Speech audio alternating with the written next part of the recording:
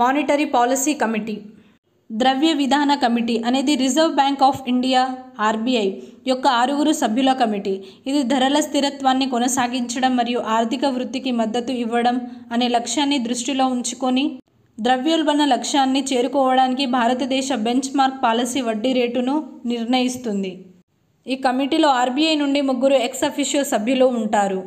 వీరిలో గవర్నర్ మరియు కేంద్ర ప్రభుత్వం నియమించిన 3 సభ్యులు ఉంటారు. కుర్పు ఎంపీసీ 6 సభ్యులతో రూపొందించబడింది. Reserve bank of India governor ex officio chairperson. Reserve bank of India deputy governor ద్రవ్య విధాన బాధ్యత ఎక్స్ అఫిషియో సభ్యుడు. రిజర్వ్ బ్యాంక్ ఆఫ్ ఇండియాలో ఒక అధికారి కేంద్ర బోర్డు ద్వారా నామినేట్ చేయబడింది. కేంద్ర ప్రభుత్వం నియమించిన 3 సభ్యులు. ఈ సభ్యులు ఆర్థిక శాస్త్రం, బ్యాంకింగ్, ఫైనాన్స్ లేదా ద్రవ్య విధానంలో జ్ఞానం మరియు అనుభవం కలిగి ఉండాలి.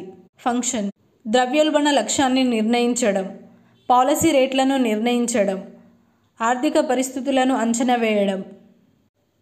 కమ్యూనికేషన్ చట్టపరమైన ఆధారం 2016లో సవరించబడిన రిజర్వ్ బ్యాంక్ ఆఫ్ ఇండియా చట్టం 1934లోని సెక్షన్ 45ZB కింద ఎంపీసీ ఏర్పాటు చేయబడింది.